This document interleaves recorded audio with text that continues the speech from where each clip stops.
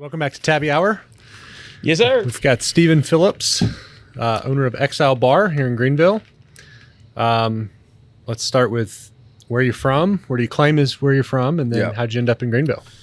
Bounced around a decent bit, mostly all North Midwest. I claim Michigan. That's where I spent until about a week ago. I spent most of my life in one spot. And I was there from ages 8 to 16. So definitely big formation of who I am as a person. Ended up down here because I was currently living in Madison, Wisconsin at the time. And my brother was living down here, realized how affordable it was to live down here. And I just hopped on down, expecting to spend a few months, hang out with him and his then like 1.5, 2-year-old son. Ended up working for a year downtown, left because I had the opportunity to go visit my sister for an extended stay, a few months in London. Came back, kind of crashed with my parents for like a month. Didn't know what to do, didn't know where to go. But I figured I knew people here. I could probably get a job. So I came down, visited, landed a job, my visit, moved down here like 3 days later. And that was March of 2015. So 7 years ago. Mm-hmm. What was your first job? Well, my first job when I first lived here was Audie's on Coffee Street. Okay. It's currently not open. That is a true gem of Greenville. But what'd you do there? I bartended. I started serving like just part-time. And then the bartender spot opened up. And so I rolled into that because that's what I wanted anyway. And that's how it always works. Yeah. I told her I wanted to bartend. Quick. We need you to bartend tonight. Yeah. Like, okay. She was like, no, we're good on bartenders. You can serve. And I was like, all right, I'll wait. So I served for like 3 weeks and the spot opened up and I was like, it's mine now. You just got to wait your turn. In the service industry, you just got to like wait it out. I was like, you'll be the manager. I took a read on the 2 bartenders and I was like, this one's not staying long. And I was like, I can wait it out. So I did that for about a year. And then when I moved back here, I started at the Green Room when it was still pre-bottle cap Green Room. Okay. And so what was the journey like from that to Exile? Yeah. It's all service industry or? Mm-hmm, for me, yeah. I kept not intending to stay for a long time. I just, not for any particular reason, I had bounced around a few different cities beforehand and I wanted to keep doing that for a while. But then I kept meeting more people I liked and kept finding more spots I liked and just kept being like, oh, I'll stick around a little bit longer. I'll take this job, make a little bit more money. And then you didn't want to deal with the snow. Just be honest. You didn't want to deal. I actually like the snow. Oh, man. I don't know. I'm one of those. Can keep that. I don't want any part. What did you say before? Yeah, nobody retires and moves to the north. I mean, that's a fact. Like, no one's like, oh, I did my 60 years. Let me go move to everybody wants to die in the sun. Yeah. Dearborn. Yeah, so from Green Room, I ended up going up to Restaurant 17, following my buddy Nick, who is my current business partner and best friend. And he went up there a little bit before me. I was unsure about the whole bottle cap changeover.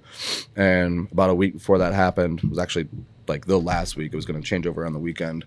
They had a spot open up behind the bar up there. And so I just scooted on up. That's where we met Greg McPhee. He was a chef up there. Fantastic chef. And he wanted to open his own place. He'd been talking about it for a little bit, and he started bringing us in on that. Well, correction, he brought Nick in on it and was asking him who should be brought in, and Nick said me. And so we went and helped open the Anchorage with Greg and a bunch of other people. And then after a little while of that, Nick moved on. He went back to Restaurant 17. I left, not of my own choosing, which was a unique time for me. It was the first time that ever happened. Were you promoted a customer? Yeah. That's tough. That's tough. Yeah. It was rough. I didn't expect it. I thought I was going to be there for a long time. And, I mean, looking back, it's obviously what needed to happen, what should have happened. I just truly didn't, like, of all the jobs I'd had before, like, I always care about my work and what I'm doing, but I had never been so invested in a place. And so it was really hard. As soon as that happened, though, Sean and Lindsay, my friends over at Birds Fly South, the owners, they hit me up and said I could just at least pick up shifts for a while. So I started working over there. I ended up working over there for a little over a year and a half. I managed for a while. But about the time that all that went down with Anchorage and moving to Birds, one of my old regulars hit me up and wanted to grab a cup of coffee, wanted to hear about what happened. And then he was like, hey, so I've always wanted to own a bar in the city. I've got some money set aside. You think you could do it? And I was like, I don't know. Let me look at it. So I'd never really fully considered it. So I ran with the numbers he kind of gave me of a range of what we could spend. And it seemed really tight, but I was like, we might be able to do it. What was that process like? So what were the high points of what you were thinking about? I mean, you had never for considering a business plan. Yeah, I mean, you'd been in the service industry, but you'd never owned a bar. No. I mean, as far as like financials go, it was very much just let's put some spreadsheets down. Let's figure out. I know everything that would be needed to do what I want to do. I can put all those down. Can we find a spot that's affordable? You know, the way I looked at it was I've tried to figure out all my costs on a whole year. And I took everything backwards from there and was like, how many drinks do I need to sell per hour at what average price to pay those basic bills? And that's kind of like how I built the original plan. And obviously you tweak it and dial it in from there. But that was the original idea behind how I built the plan. And I was surprised that it could work. And I was like, okay, well, yeah, let's do it. Reach back out to the guy and kind of dinked around for a little bit. And he just didn't hear back from him for like 3 months. And I was like, well, I guess that's just dead in the water.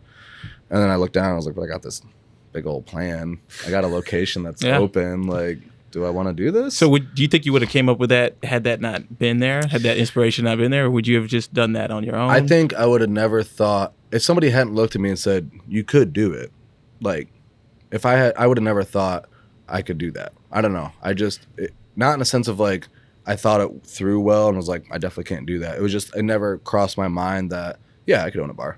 You know, I was like, it seemed too daunting and too big of a thing. You know, I think that's something, there's something in there about somebody believing in you and giving you that. Say like, I want you to be the guy that opens my bar for me. And you're like, wait, what? It's like, so Nick and I like to joke, about the original guy that ended up we not doing it with versus Sean Johnson of Birds Fly South. We like to joke that the original guy is like our birth father. But Sean is like the stepdad who took over pretty early on and like actually raised us in our business.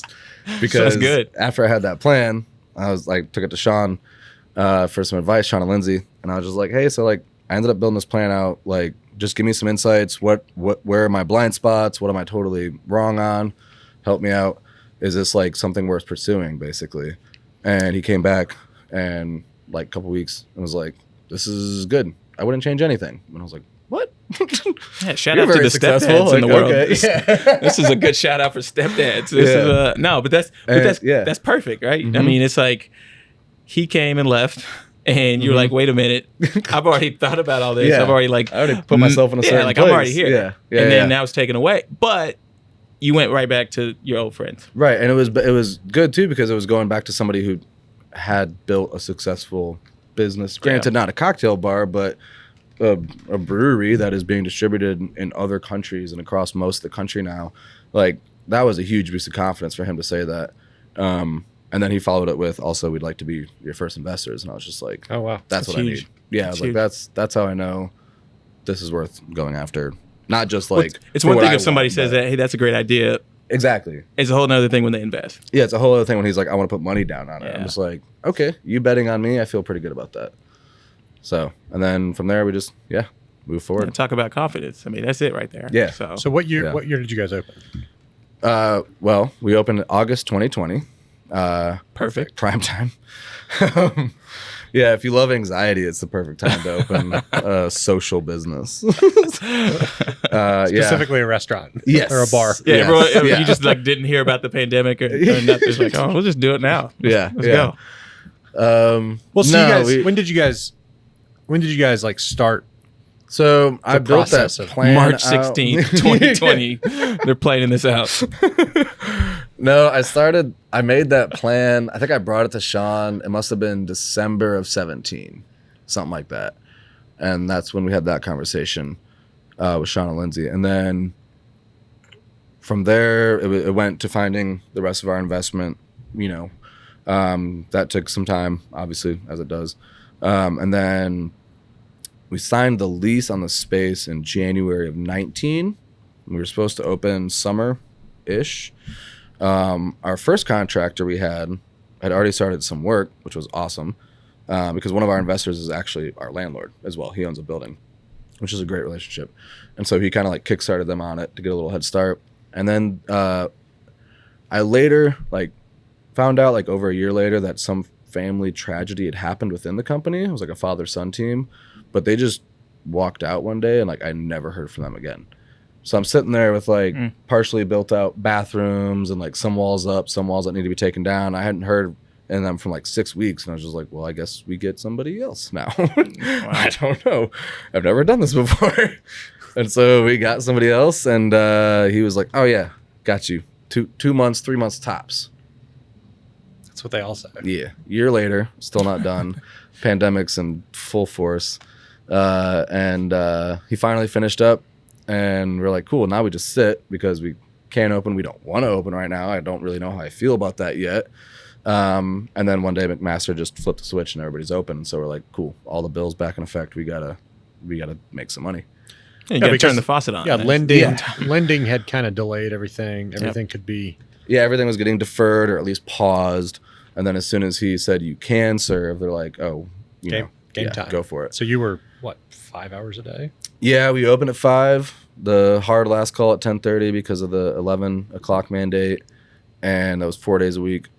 And we could only have 30 people at a time. Snatching drinks out of people's hands at 10:59. Yes, literally. Had to though. Yeah, for sure. Yeah. And what a time to get your start as a bar It was owner. interesting. Like, I mean, there was a lot of things I obviously hated about it because I felt it was very weird. I was like, I've opened the place. Like, here we are, but nobody's sitting at the bar. And I'm just back there making drinks and like watching people at a distance. And I'm like, this is not it's like weird. It wasn't until we could sit the bar that it really felt like, here we are. This is it. When did you feel like settled in? When did things are going well? That January, February this year. Yeah, okay. We did really well. Didn't expect to do well because it's that time of year usually you slow down. But I think this year's going to be a little bit different, the way everybody's feeling after. And then you had the close in March. I know. Oh my gosh. Yeah, I was like, hey, we're finally like it's speaking nose above water, and then that happened. Can we talk about that? Can we talk about what kind of happened there? Yeah, without getting into too many annoying details, there was miscommunication within the state and then between us and them during our renewal process, and nothing was wrong, nothing was off. It just, we thought we understood it one way, and it was not that way. And so now we are reapplying fully, which isn't the worst thing ever. No, it just takes time. For your liquor license. It takes license? longer. Yeah, liquor by the drink, and then you have beer and wine. They're technically separate. You just get them at the same time. It's also kind of building up demand. In a way, right? You got to look at the glass half full. I'm trying to. In a way. Yeah. I know it's not how you maybe feel every day because you got employees. It's like if Chick-fil-A closed on Sunday and then also for just like 2 months. Like, sure. But it's cool, but it's like, not ideal. But yeah, no, for sure. So, and let's touch on that. I think we were talking before we started airing about the community of Greenville and how everybody stepped up and just kind of took after, look after your guys and your team. So how was that? That was not, I don't want to say surprising. It was a little overwhelming. Everybody, so many different places, friends, other businesses that we, aren't usually as close to per se, not in a sense we're not good friends, but just don't interact with much. Lots of people coming out of the woodwork, regulars, guests, trying to help step up and do whatever they can to make sure we get to reopen and that we get there, personally. Like I mentioned, Mills picked up a lot of like handyman jobs because people are just trying to help them out, make sure we get there. But tons of different bars and restaurants have been supporting us. We've been at Woodside. I did a little bit at Rabbit Hole. We're talking with Urban Wren. We're going to start up there soon on a regular basis. So they just reached out and said, hey, you guys come work with us. Yes. And it's different, each place, what we're doing or how we're working it with between ourselves. But people just out of the woodwork, like a crazy amount of people blowing up my phone through text and through Instagram. People calling me just like, whatever you need. I don't even know what I can give you, but if there's anything I can do, what I do for a living, then let me know. And that's huge. Yeah. It really, like we kind of mentioned before when we were talking, like it's one thing to know you have a community and like really believe it. It's another thing when something unfortunate like this happens and it just shows itself. Like we truly have a really good community surrounding us. When do you guys think you'll be reopened? I don't really know. I have my hopes, but I imagine, and we're not talking months here, we're talking weeks, but I just don't know how many exactly. There's a lot of anxiety in that though. Oh yeah. Yeah. Big old ball of anxiety right now. So what, kind of, let's dive into Exile. What was your vision there, and kind of what have you crafted and become known for? Well, I guess I can't speak to what I'm being known for because I don't know what other people think of us per se. But what Nick and I set out, our main concept that we started from day one, that we still talk about all the time because it fleshes out in many different ways, was outside of aesthetic, it was outside of ambiance or even product. The whole idea was just we want to be a stepping stone bar. We want to be a comfortable in between. We want people to enjoy cocktails and not feel like they're being ripped off or feel uncomfortable or feel like they're being talked down to. There's just a lot of that happening in the cocktail world nationwide. And there actually has been a pretty big shift in the past couple of years of the industry is really trying to not be that way, trying to make cocktails normal. Kind of like we mentioned before with like organic local food that used to be kind of like not hard to get, but it wasn't the norm. And now we're at a spot where it's damn near the farm norm. to table everywhere. And that's great. Like that is the end goal of doing something like that, is to bring it to where it's no longer special. This is what we want it to be all the time. So with that needs to be change of attitude of how you serve those kinds of things, you know? So like we wanted to do that with cocktails, bring it down to every man's drink. You don't have to know what you're talking about with cocktails. You don't have to spend $20 on one to have a good time. So we try to make the place really comfortable. We try to have, in general, lower prices. We try to have a couple, like we talked about, loss leaders. We have a really cheap old fashioned that I have no business making that cheap. But it's there so that people always know no matter what, I can get a decent drink that I'm familiar with for cheap, and I can like figure out the rest of it. Well, and you guys make all the extras and accoutrements in-house, right? Yeah, pretty much everything. Yeah. Growing cherries, they're doing it all. They're doing it. That's phase 2. Yeah. What I think is funny too, like, going into a bar, particularly a bar that you've never been into, can be intimidating for that first time, bar goer. And I think having a drink like an old fashioned, which everybody understands pretty much how to make an old fashioned, but at a price point that isn't like overwhelming. If I'm going to commit to a drink my very first time, and it's a great strategy to get that comfortability and hopefully get to know what they really like, or maybe if they want another old fashioned, you can, kind of spruce it up from there. But you at least have an idea, or they feel comfortable enough to keep ordering. Well, it's like, just in general, you don't want to have to, most people are not comfortable going into a new space, cocktail bar or just beer bar, anything, and having to look for 15 minutes before they get a drink. They want to just walk in and be like, yeah, exactly. Give me your lightest beer. Give me an old fashioned? You got those? Cool. And then I'll figure the rest out. So having one of those as an affordable option makes people feel really comfortable and at ease. Not like they're like, I just ordered that because I didn't know what to order. Now I'm paying $15. It's like, you're good. How often are you behind the bar? Whenever we're open. Really? Mm-hmm. Okay. So primary bartender. Yes, primary bartender. Technically, Nick and I have our roles split up within I love that. the staff because cool. A couple reasons. One, our specialties. I'm bar manager. Nick is floor manager. So Nick is like the king of service, steps of service. He's worked at he's a sleeper. He worked at 11 Madison Park when they were best restaurant in the world, and he helped open Nomad, which became best bar in the world. Yeah. Like, he knows what he's doing. And so I have him like on that point, and I run everything behind the bar. And it's also good, like, it's the checks and balances within our business. Like, if any staff member has issue with one, you're always able to go to the other. Like, we are technically different roles within the company. I will check him, he will check me. How did you and Nick meet? At the green room. At the green room. You guys, and you said it earlier, but like having that friendship before going into business together obviously creates a level of trust. It has that, hey, you have that rapport already. So yeah, it's how's always that been? It's interesting. So for us, it's been the best thing in the world. Yeah. I trust that man with absolutely anything and everything, and it's mutual. There's never doubt between us. There's never Like we've known each other for so long now. There's no miscommunications. Like we know what the other person's already thinking before they do it. Well, and if there is a miscommunication, you know how to communicate. Yeah, we know how to work through it. Yeah, and it's funny thing because I know a lot of people are like, don't go into business with your friends, and fair because it gets hairy. And I can see we've had a lot of times where I'm like I could see like why people lose friendships doing this. Yeah. But we're I don't know, kind of blessing, luck, whatever. We've been able to fly right over all of that and stick together. I don't think you can. So it's interesting in our space. There's a lot of people that come up with a business idea or a product, and then they go look for a co-founder or they look for a business partner.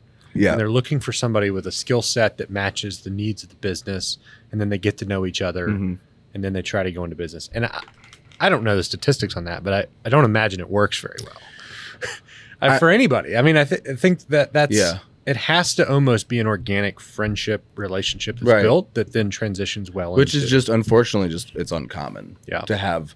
Like the moment when I was deciding, am I going to do this? I knew that I had the only person I knew I could do it with was already my best friend. Yeah. Like I knew I could do it with him. Yeah. Not a lot of people have that when they're setting out to do something. So I feel very lucky in that and very, very grateful. But so he's kind of the front of, do you guys have a kitchen? Yeah. Legally you have to. Everybody who serves liquor by the drink in South Carolina is either a private club or a restaurant. I didn't know that. Yeah. You have to, it's kind of vague wording on the law, but how can you bend those rules? I mean, is it like a PB&J slider? Like, I mean, like so, you have to serve something hot? Or yeah. So like they do, I get why they're pretty vague about it because it's easy to meet in a sense, but also they get to be a little bit subjective. So there are some places that, and like a lot of other states, the laws are a little bit different. They're a little bit more cut and dry. And there are places that are nuisances to their neighbors, and you can't really do anything about it because they're following all the laws. Yeah. This is a little bit more vague, so they can be subjective and be like, sure, you're kind of following it, but not really, and you're being horrible to your neighbors, so we're going to call it. But the law states that you have to have the product and the ability to prepare 45 hot meals, if requested, during normal dinner service hours with a conspicuous menu. That is so vague. But it hits every single point. Like 45 is just a because like if number. you just walked in and you're just like, oh no. But like when they were checking out the space, you have to like take pictures and put down plates and show you can seat. Oh, okay. They don't count the bar top. Like it's a whole, yeah. So you have to be able to seat 45 people at once. Not at the bar. Not at the bar. Once. Yeah, with hot food in front of them. So you even have to consider. They consider. Is this a dining space? How often does that happen for you guys? No. It doesn't. Zero. Most people, unless you're like, I mean, that's just like a big number, period. So unless you're like a bigger place, almost nobody's often serving 45 hot meals at a time, unless you are like very obviously restaurant first with a big number of seats. I mean, Hall's Chop House is doing that every day. But most people aren't. But we could. That's the thing. Is like they walk in, we're like, oh yeah, we have the equipment to do it, and they're like, but you don't have enough product. It's like I technically have 45 flatbreads. I could do that, and the next you may not have the staffing to do it. It might take some time, but we can do it. So who helped you with the menu? The food menu? Alex George at GB&D. He helped us whip up some really simple options that were just at first were just kind of be like temporary maybe, and then everybody loves them so much that we just stuck with it. And the dude has the Midas touch. Yeah, he does. I mean, he knows what he's doing. Yeah. Yeah. Get you a burger with him. Yeah. So what's the plan for the rooftop? Do you have a plan for the rooftop? Nothing set. I have some ideas. I mean, originally, there's always the like, oh, can we do rooftop seating? Can we expand up there? It's pretty large, isn't it? Yeah. I mean, well, there's some hindrances with where all the different like heating and cooling elements are, but yeah, I mean because it's over the whole building. And the whole building, if you include the other unit, is like 4,000 square feet, something like that. Just shy, I think. Massive. Yeah. Yeah. But looked at it a lot of different ways. Well, every which way I could. And there's just no good way to serve up there. And also that would be a thing where you're crossing over being a nuisance to people because at that end of town, there's not, rooftop stuff and people live right there behind us. So we just chose that's never going to be a thing. And they have rooftops behind you in those townhomes. Yeah, and they're also just already, I mean, just they're all above us anyway. Yeah. So half their house is above our bar. So we just decided, hopefully someday we'll just grow a bunch of stuff up there. We go through a lot of different herbs, and we'd like to have a lot of different things that we don't have access to right now, affordably or easily. We can just go ahead and grow that. So I'd like to take up most of that if possible and just grow stuff for use in the drinks themselves or in the other products for the drinks. What made you decide on that building? So we looked at a few, and honestly, when I first saw that one, I just immediately wanted it. And I told myself, don't do that. That's always, you're going to... Impulsive. Yeah, right? you're going to break your heart if you don't get it, and then you're going to feel like the other place is second choice. I was like, no, I'm just going to keep it open, What was it about it? Like, what is it, just the location? Was it like... It was everything. It was A vibe? location, it was parking lot, it was the style of the architecture of the building. I love that just skinny high window up top across the whole space, and then right where the bar is now is like the physical bar is just huge windows. You can see right into it. I love that idea. What was it before? So originally it was built for a dentist office / it kind of expanded into other kinds of care. But and it was that until like the end of the late 90s, and then around the turn of the century. It sounds weird to say about something recent. Into the 2000s, it became a salon, and it was La Salon. Grandpa talking about Yeah, that. turn of the century. So, well, I mean, that building was from the 70s, right? I mean, it's got Yeah, to be. we the originally architecture thought it is was super old. 60s. Yeah. And then I actually, it's a crazy thing. Not too long ago, this guy walked in, and apparently he just moved back to Greenville, and it was his dad's office. And he was like, How weird is that? It was wild talking to him, because he's like, I'm probably the first person to ever have alcohol in here, because he'd come back from college and his dad had had cable for the lobby. Yeah. And he would just go in there to watch games and just drink beer in there. That's hilarious. Yeah. So but he said he thought it was like 70s, but allegedly he's going to talk to his mom and like figure it out and give us a little bit of a history, which is really cool. That's you cool. want to feel old. Have the realization that in this year, you're going to have people legally drinking alcohol in your bar that were not born on September 11th. Oh, I know. I've been thinking about that for like 3 years now, because I still remember like serving one dude whose birthday was 9/11, and I was like, that's rough, Bro. And he was like, yeah, but like I was like, oh, but you wouldn't know. Okay. Yeah, he was like, it was actually great. It was a great day for me. Yeah, That's wild. Yeah, that's crazy. Old. So, it's kind of what's the plan for the signage outside?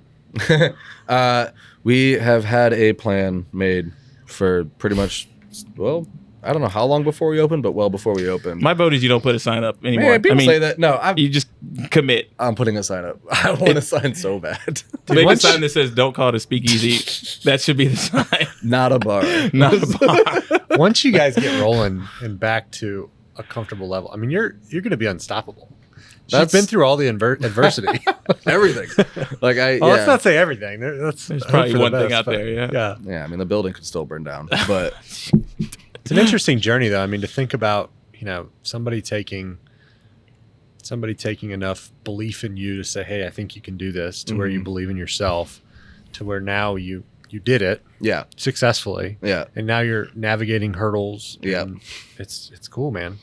I just that part we didn't really get into, but the Greenville community and the bar community specifically, people branching out doing their own thing, is a vibe in Greenville. Like that's a whole thing that you don't really see. I don't think in a lot of places where servers, bartenders, it's bar not managers as feasible in most places, in most Yeah. other cities. I mean, we've been lucky. Like, there's a huge core of us that have been here for many years now, and many longer than I have even. And we've all just been bouncing around place to place, or work with each other, or serve each other all the time. And the industry staff has always been very tight in Greenville. Mm-hmm. The moment I moved here, I was like, this is awesome. Because the other cities I've worked in, it wasn't animosity, it was just like indifference.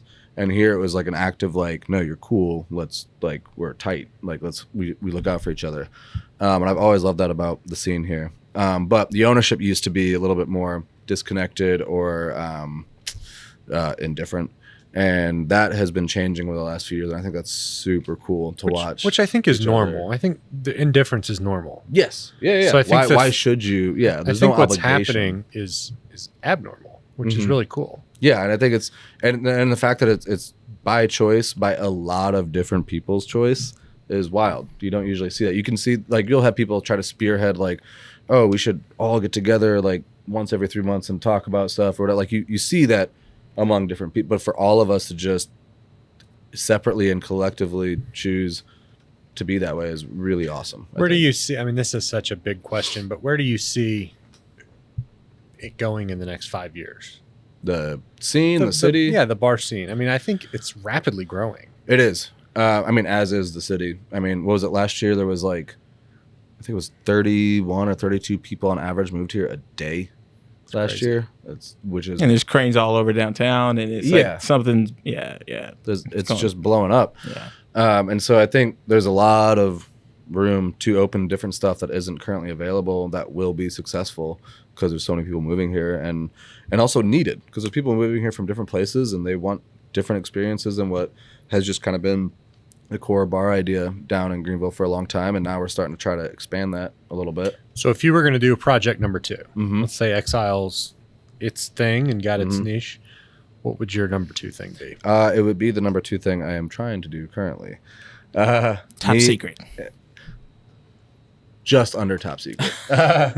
No, so Mills, who works with us at Exile, works at Bar Margaret. I worked with them at Anchorage. We've known each other for, I guess, almost 6 years now. 6 years. Anyway, he is a badass, and his niche, his passion is what we refer to as tiki drinks. We're trying to change the moniker tiki, but all things tropical, all things escapism. That's Mills. Love it. He loves that stuff. He's very well versed in it. He's very good at it, and so we're trying to work towards getting him his own place to do that. Just pure escapism downtown. You know, ideally right off Main Street. Is that going to be the name? No, we'll see what they let us name it. Our idea is die, like a single dice cube. Oh, yeah. That can obviously come across a couple different ways. So we have a couple backup names just in case. Who would stop you? They would. I mean, they. Who's the name police? He shall not be named. They have ways in which they would say right? we would approve it. Well, no, I mean they have pretty strict From laws a permitting standpoint on name your DBA, you're doing business as name versus your LLC. Like, I mean, there's a lot of reasons why they do that, and I get it. Yeah. So we'll see. I don't think it'll be an issue, but so what's the vibe going to be there? Pure escapism. Lots of tropical, lots of far away, lots of bamboo. I mean, lots I of immediately pineapples think everywhere. I think pina colada. I think strawberry daiquiri. I mean, is that That's blenders? basic. That's basic, man. Jimmy Buffett. Yeah. This guy's thinking about Margaritaville. More like Vic Traders at all? Yeah. Okay, more closer to those lines, I guess, than Jimmy Buffett. But it's gonna be a little bit more fun than both of them. Hopefully we're gonna have a space where we can do. Have you been to Margaritaville? Right? Got a buddy who worked there for a long time. No, we're trying to do. There's some space there. We might be able to like host some events and try to do like regular different things and bring it more inclusive. Is this kind of underway? I mean, are you guys looking for space? We got a space in mind. We're trying to figure out some of the financials right now. Sure. But we got a lot of people we're talking to. A lot of people committed. Some we're still looking for a little bit more. We'll see. It's tough right now. Everything we built out all the pricing with him, and then a month later go back and everything's gone up 10%. Like everything is just, it's so volatile right now. So we're being a little bit more cautious with like starting. Yeah. We want a little bit more money in the bank before we start anything because everything's just going up all the time. So yeah. Well, we're excited for you guys to get reopened. Excited to integrate Tabbi. Yeah. You guys have the right POS system for us to kind of test, and it's exciting. Yeah. So we'll have to have you back multiple times on the podcast just because this is fun. Yeah. And thanks for coming today. We'll see you soon. Of course. Thank you. All right. Thanks, Stephen.